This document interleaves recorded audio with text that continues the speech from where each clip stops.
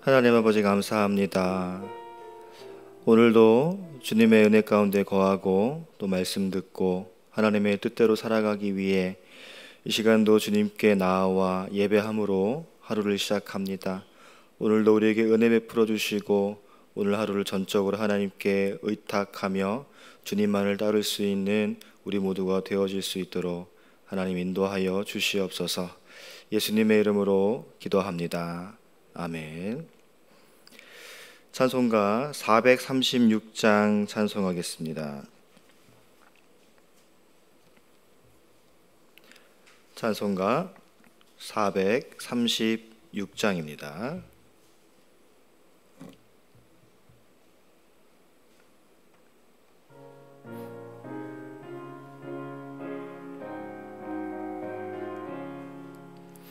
나 이제 주님의 새 생명 얻은 몸 옛 것은 지나고 새 사람이로다. 그 생명 내 맘에 강같이 흐르고 그 사랑 내게서 해같이 빛난다. 영생을 누리며 주 안에 살리라. 오늘도 내일도 주 함께 살리라. 주 안에 감추인 새 생명 얻으니 이전에 줬던 것 이제는 값없다. 하늘의 은혜와 평화를 맛보니 찬송과 기도로 주 함께 살리라. 영생을 누리며 주 안에 살리라. 오늘도 내일도 주 함께 살리라. 산천 노초목도 새 것이 되었고 죄인도 원수도 친구로 변한다. 새 생명 얻은 자 영생을 누리니 주님을 모신 맘 새 하늘이로다. 영생을 누리며 주 안에 살리라. 오늘도 내일도 주 함께 살리라. 주 따라가는 길 험하고 멀어도 찬송을 부르며 뒤따라가리라. 나 주를 모시고 영원히 살리라. 날마다 섬기며 주 함께 살리라. 영생을 누리며 주 안에 살리라. 오늘도 내일도 주 함께 살리라. 아멘. 435장 찬송하겠습니다. 435장입니다.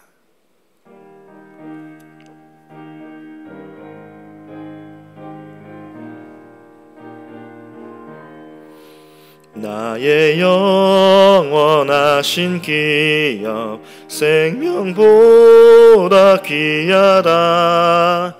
나의 갈 길 다가도록 나와 동행하소서. 주께로 가까이 주께로 가오니 나의 갈 길 다가도록 나와 동행하소서. 세상 부귀 아니람과 모든 명 정해버리고 험한 길을 가는 동안 나와 동행하소서. 주께로 가까이 주께로 가오니 나의 갈 길 다가도록 나와 동행하소서. 어두운 골짝 지나가며 험한 바다 건너서 천국 문에 이르도록 나와 동행하소서. 주께로 가까이 주께로 가오니 나의 갈 길 다가도록 나와 동행하소서. 아멘. 기도하겠습니다. 하나님, 이 시간 말씀 받기를 원합니다. 우리의 마음을 주장하여 주시고 옥토와 막 같은 마음 허락하여 주시어서 이 시간 듣는 하나님의 말씀이 오늘 하루 또한 앞으로의 우리의 날을 주장하며 능력으로 우리의 모든 것들을 통치하는 귀한 말씀 될 수 있도록 하나님 인도하여 주시옵소서. 예수님의 이름으로 기도합니다. 아멘. 함께 보실 말씀은 로마서 9장입니다. 로마서 9장 25절에서 33절까지의 말씀입니다. 로마서 9장 25절에서 33절까지 말씀 한 절씩 교독하고 33절 함께 읽겠습니다. 호세아의 그래도 이르기를 내가 내 백성 아닌 자를 내 백성이라 사랑하지 아니한 자를 사랑한 자라 부르리라.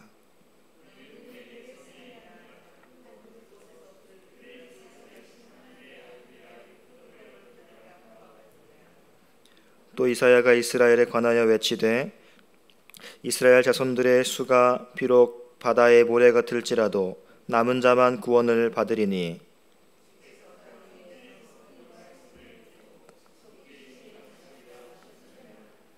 또한 이사야가 미리 말한 바 만일 만군의 주께서 우리에게 씨를 남겨두지 아니하셨더라면 우리가 소돔과 같이 되고 고모라와 같았으리로다 함과 같으니라.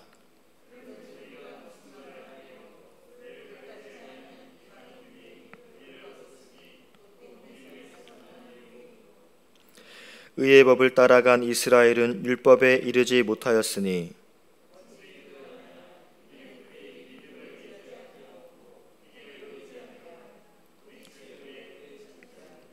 함께 읽습니다. 기록된 바 보라 내가 걸림돌과 거치는 바위를 시온에 두노니 그를 믿는 자는 부끄러움을 당하지 아니하리라 함과 같으리라. 아멘. 이 성경 전체를 관통하는 중요한 진리 중에 하나가 남은 자 사상입니다. 오늘 본문에 등장하는 남은 자 사상인데요. 하나님은 어느 시대나 이 남은 자들을 들어 쓰셔서 하나님의 구원 사역을 이루어 가셨습니다. 아담이 타락하고 그의 아들 가인이 범죄했을 때에도 하나님께서는 구원받을 자를 남겨놓으셨어요. 그것이 바로 셋, 노아, 아브라함 또 그의 후손들입니다. 믿는 자의 씨가 말라가던 아합 시대에도 하나님은 7,000명의 남은 자를 남겨놓으셨고요. 또 구약 시대에 살아가던 모든 신실한 성도들 역시 하나님이 남겨놓으신 자들입니다. 오늘 본문에도 바울은 이 세 사상을 이스라엘 백성들에게만 이제 국한시키지 않고 그리스도를 통한 이제 구원 문제와 접목시켜서 이제는 모든 민족, 모든 그리스도인들에게 이 사상을 적용시킵니다. 25절부터 보시면요. 호세에 그래도 이르기를 내가 내 백성 아닌 자를 내 백성이라 사랑하지 아니한 자를 사랑한 자라 부르리라 라고 기록을 합니다. 이제 호세아서에 대한 인용입니다. 호세아가 고멜에게서 딸을 얻었는데 하나님이 그 딸의 이름을 로루하마라고 지으라고 말씀합니다. 그리고 또 아들을 얻었을 때 로암미라고 지으라고 명령하십니다. 히브리어로 로가 들어가면 뭐뭐가 아니다라는 부정어거든요. 그러니까 로루하마는 국률이 여김을 받지 못할 것이다 라는 의미의 이름이고요. 로암미라는 이름은 이제 내 백성이 아니다 라는 정말로 충격적인 이름을 지으라고 말씀합니다. 그러니까 하나님이 호세아의 자녀들의 이름을 이렇게 지어줌으로써 이제 북왕국 이스라엘 백성들이 더 이상 하나님의 백성이 아니다, 하나님의 긍휼과 사랑을 입지 못할 것이다 라는 것을 상징적으로 보여주시는 것입니다. 그런데 하나님은요, 이제 호세아를 통해서 이스라엘이 다시 회복될 것을 선포하시면서 그 이름을 이제 내 아들이다 라는 의미의 암미, 긍휼을 얻는다 라는 의미의 루하마라고 부르게 하십니다. 이방인들은 예전에는 하나님의 백성이 아니었습니다. 하나님의 긍휼을 받지 못하던 자들이었습니다. 하지만 이제는 하나님이 그 하나님의 사랑과 긍휼을 받지 못하던 이방인들을 부르셔서 하나님의 백성으로 삼으시고 사랑받지 못하던 이방인들을 사랑하는 자로 삼으셨다라는 내용의 그 인용을 오늘 바울이 하고 있습니다. 하나님의 그 크신 은혜를 입고 하나님의 그 우주적인 계획을 발견한 바울의 시각에서 볼 때 이방인은 이전처럼 그렇게 벌레 취급하고 지옥의 땔감으로 취급하던 그러한 시각으로 바라볼 수가 없는 것입니다. 이제 바울의 눈에는 이방인이 하나님의 사랑을 받지 못하는 자들이 아닌 거예요. 왜냐하면 그들이 비록 이방인이라 할지라도 메시아를 영접했다면, 예수 그리스도를 영접했다면 그 하나님의 구원의 유효한 소명을 받은 자가 되기 때문입니다. 베드로도요, 베드로전서 2장 10절에서 이방인에 대해서 전에는 하나님의 백성이 아니지만 이제는 하나님의 백성이다, 전에는 긍휼을 얻지 못했지만 이제는 긍휼을 얻은 자다라고 선포합니다. 우리도 마찬가지입니다. 우리도 하나님의 사랑을 입고 성도로 부르심을 받은 자들입니다.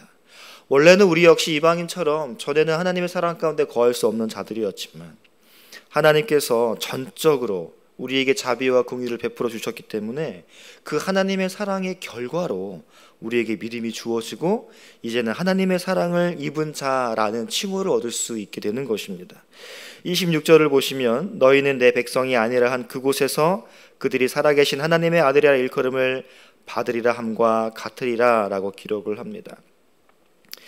호세아가 이제 내 백성이 아니다라는 충격적인 선언을 들었던 이 북왕국 이스라엘이 다시 하나님의 아들이라 부름을 얻게 될 것이라고 이제 선포하고 있지만요, 바울은요 이것을 이스라엘에게만 국한시키지 않고 더 확장시킵니다. 이방인에게까지 이 호세아의 말씀을 적용시켜서 베드로가 말한 대로 전에는 하나님의 백성이 아니었지만 이제는 하나님의 아들들로 부름을 받는다라고 선포하고 있는 것입니다.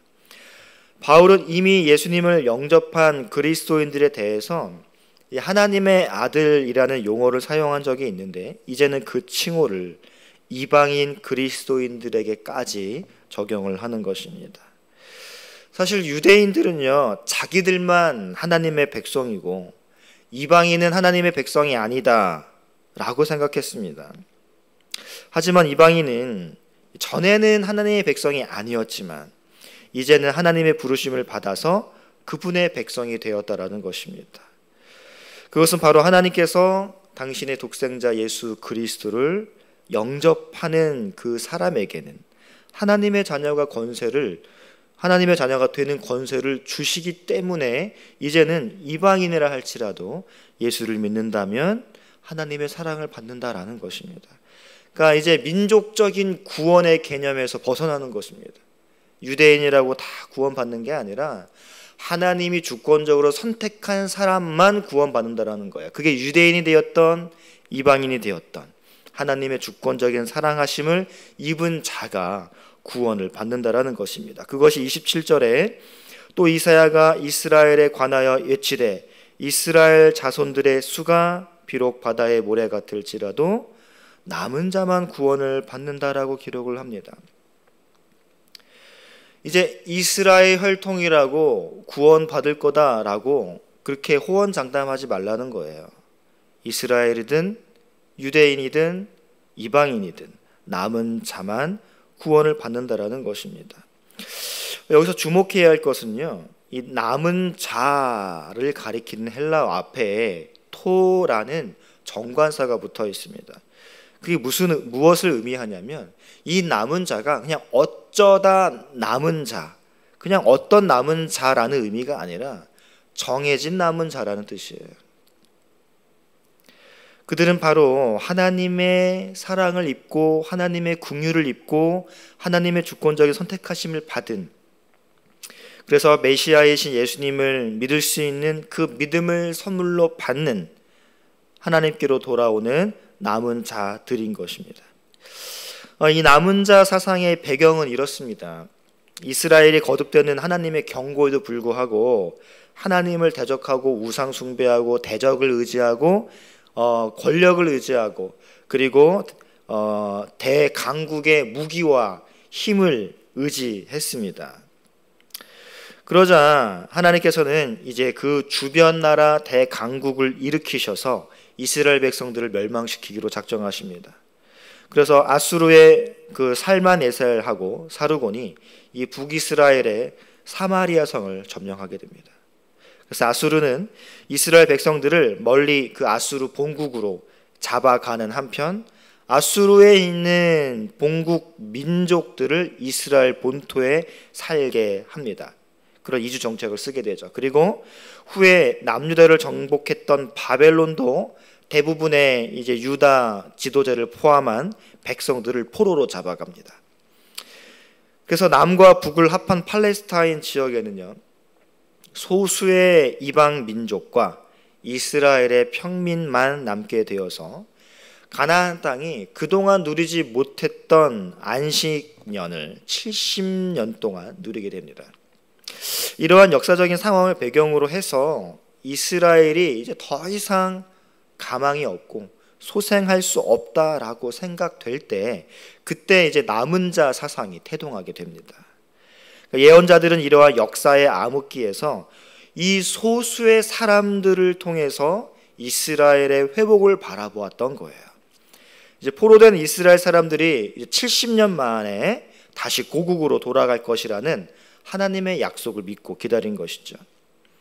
이 선지자의 예언대로 때가 되자 하나님이 당신의 노를 이제 거두시고 남과 북 이스라엘 백성들을 다시 본국으로 돌아오게 하십니다.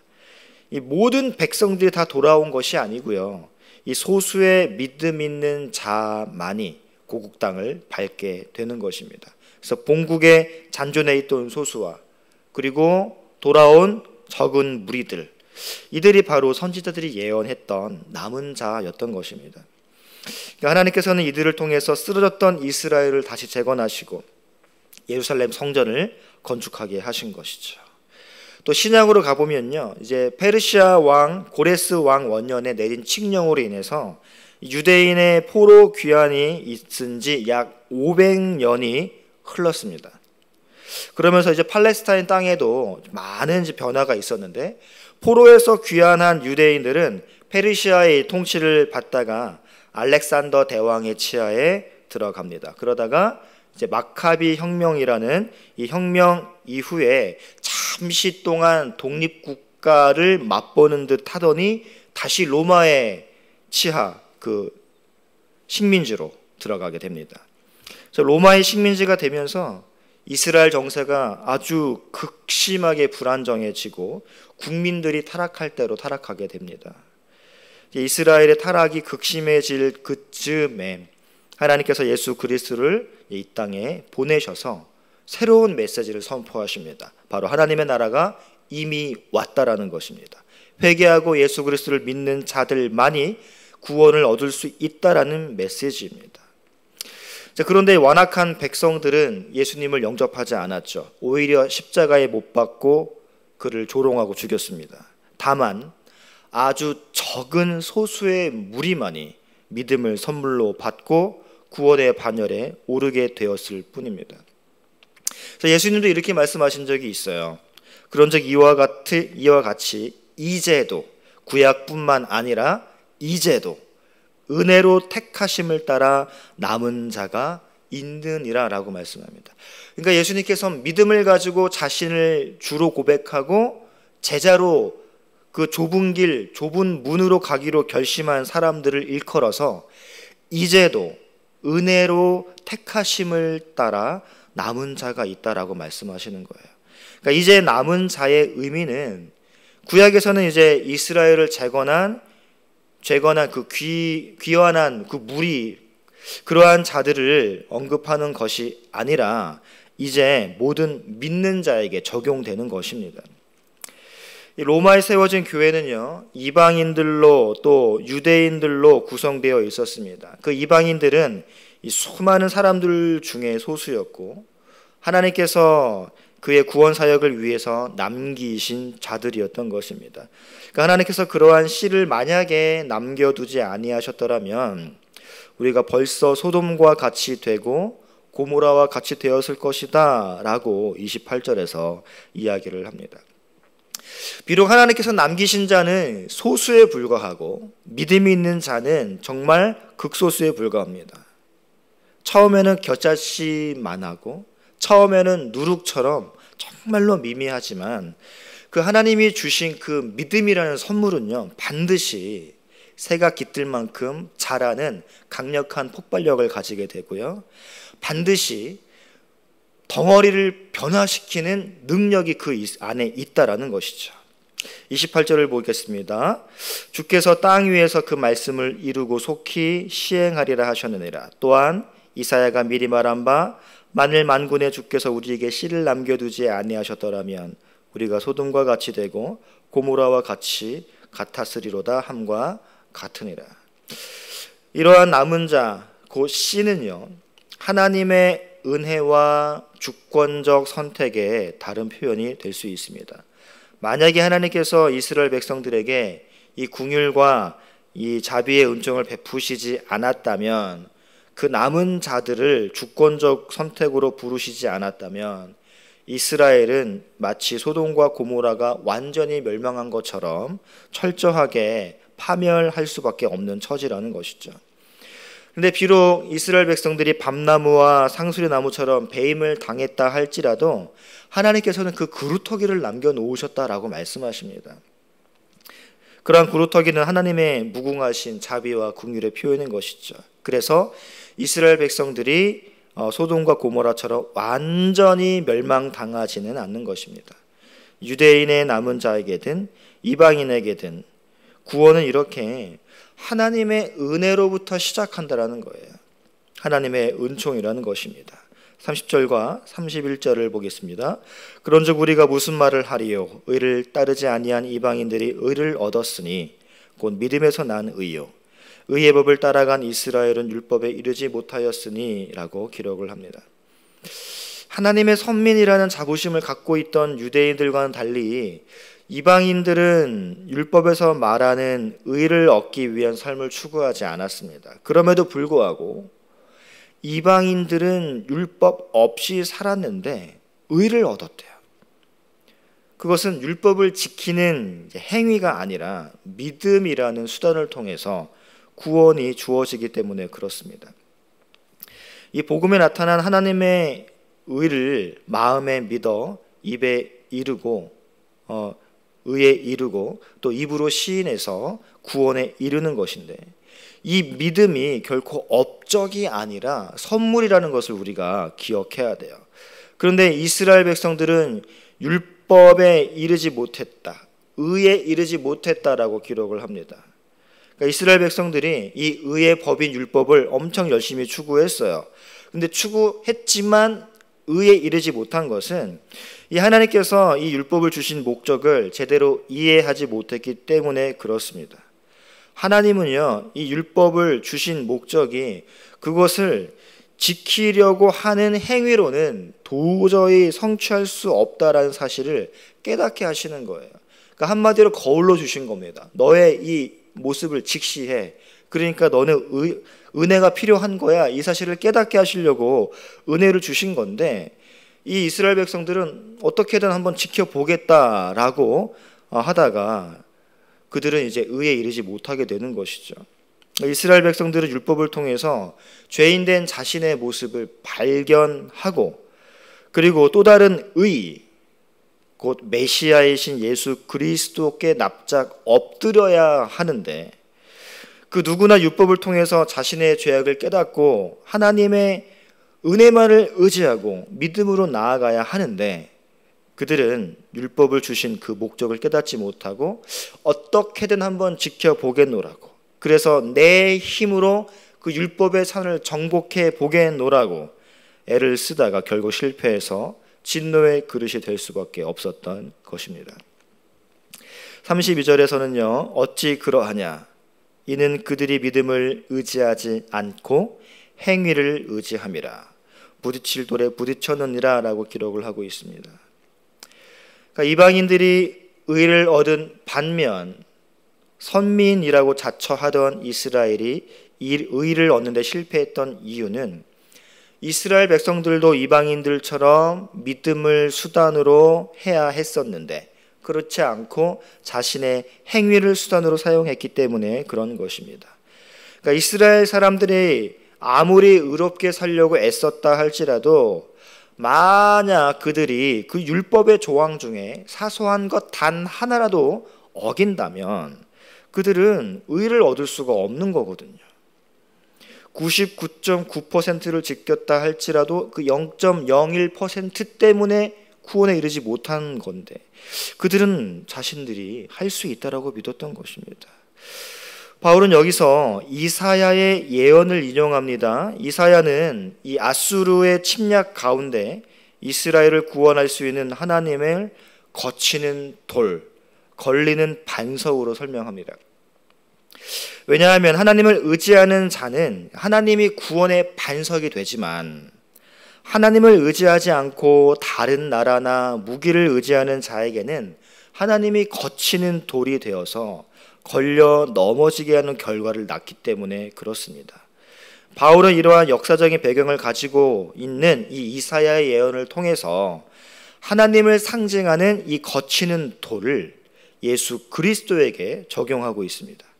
예수님을 믿는 자에게는 의를 얻게 하지만 완고해서 메시아로 받아들이지 않았던 유대인들에게는 하나같이 걸림돌이 되고 만 거예요. 그러니까 이스라엘은 율법 속에 나타난 그 또 다른 하나님의 의인 예수님을 믿지 않고 자신들의 행위를 의지하고 자랑함으로 결국 이 걸림돌에 걸려 넘어져서 진노의 그릇이 될 수밖에 없었던 것입니다. 그래서 예수님도 공생애 때 이런 말씀하셨어요. 나로 인해서 실족하지 않는 자가 복되다. 그러니까 예수님이 구원의 반석이 되는 자는 복돼요. 그러한 자에게는 걸려 넘어지지 않습니다. 그런데 이 예수님이 걸려 넘어지게 하는 돌이 되는 자가 있다라는 거예요. 바로 자신의 행위를 의지하는 자죠. 또 바울 역시 십자가에 못 박힌 예수 그리스도를 전하는 것이 유대인들에게는 거리낌이 된다, 걸림돌이 된다라고 말하기도 했습니다. 예수님을 믿지 않는 자에게는 건축자의 버린 돌입니다. 걸려 넘어져요. 하지만 믿는 자에게는 모퉁이의 머릿돌이 되어 주십니다. 그래서 자신의 행위와 의를 주장하지 않고 믿음을 수단으로 삼았던 이방인들은 의를 얻어 구원을 얻을 수 있었던 것입니다. 마지막 33절입니다. 기록된 바 보라, 내가 걸림돌과 거치는 바위를 시온에 두노니 그를 믿는 자는 부끄러움을 당하지 아니하리라 함과 같으니라. 33절은요 바로 앞절에서 인용한 이제 이사야 8장 14절에 나오는 거치는 돌, 걸리는 반석, 이 개념을 이제 이사야 28장 16절에 나오는 시온에 놓인 돌의 개념과 결합해서 복합적으로 인용을 하고 있습니다. 바울이 여기서 인용한 이사야서의 두 구절은요 서로 상반된 돌의 개념을 묘사합니다. 먼저 이사야 28장 16에 나오는 시온에 둔 돌은 귀하고 또 견고한 기초, 반석되는 돌인 반면 이사야 8장 14절의 돌은 거치는 돌이고 걸리는 반석입니다. 그러니까 바울은 이 본 상반절에서 이사야 28장 16절에 나타나는 이 귀하고 견고한 기초 돌을 이사야 8장의 거치는 돌, 걸리는 반석의 개념으로 뒤바꿔 버립니다. 그렇게 함으로써 그 돌 되시는 예수 그리스도를 믿지 아니하는 유대인들이 의를 얻는데 실패할 수밖에 없는 사실을 강조하는 것이죠. 이 거치는 돌, 걸리는 반석 되시는 예수님을 믿지 않아 의를 얻는데 실패한 유대인과는 달리 본절 하반절에 보시면 거치는 돌과 걸리는 반석이신 예수님을 믿는 자의 결과를 보여줍니다. 즉 예수님이 유대인에게는 거리끼는 것이고 헬라인들에게는 미련해 보입니다. 하지만 믿는 자들에게는 구원을 주시는 하나님의 능력이 되는 거예요. 오늘 본문이 우리에게 교훈하는 것은 크게 두 가지입니다. 하나는 남은 자만 구원을 받는다라는 거예요. 이스라엘의 혈통을 지니고 있다고 해서 구원받는 게 아니고 하나님의 주권적인 선택을 받은 남은 자만 구원을 받는다라는 것입니다. 그리고 또 하나는 그러한 남은 자는 믿음을 선물로 받게 되어서 그 믿음으로 말미암아 구원에 이르게 된다라는 것입니다. 이 성경 전반적으로 나타나는 이 남은 자는 언제나 소수였습니다. 하나님의 은혜를 입어 진정으로 십자가의 사랑을 깨닫고 예수 그리스도의 도를 따르는 자들 역시 언제나 소수였어요. 그들은 세상의 대세를 따르지 않고 좁은 문, 좁은 길을 묵묵히 걸어가는 소수였습니다. 오늘 이 시간 우리는 나는 과연 이 소수에 속해 있는지를 자문해 보는 시간을 가졌으면 좋겠습니다. 내가 그리스도인이 되고 내가 이렇게 예배자가 되고 내가 구원의 바늘에 이를 수 있는 것이 내 안에 있는 그 어떠함이 아니라 하나님이 주권적으로 선택하시고 믿음을 선물로 주셨음을 우리가 기억한다면 결코 교만하거나 자만할 수 없을 것입니다. 나는 과연 아합과 이세벨 그들이 던져주는 콩고물 받아먹기에 급급한 사람인가? 아니면 하나님 편에 서서 온갖 위협 속에서도 믿음을 지키는 소수에 속해 있는가? 이 사실을 우리가 한 번쯤 자문해 보았으면 좋겠습니다. 이 시간 기도하실 때 하나님, 세상 그 어떤 것보다 나에게 은혜 베푸신 그 하나님, 그 예수 그리스도의 십자가의 길로 그 좁은 길로 인내함으로 걸어갈 수 있는 자가 되게 해달라고, 하나님의 은혜를 입은 자다운, 남은 자다운, 하나님의 긍휼하심을 입은 자다운 모습이 내 삶 속에서 증거로 나타나게 해달라고 이 시간 함께 기도했으면 좋겠습니다. 우리 주님 한번 외치고 함께 기도합니다. 주님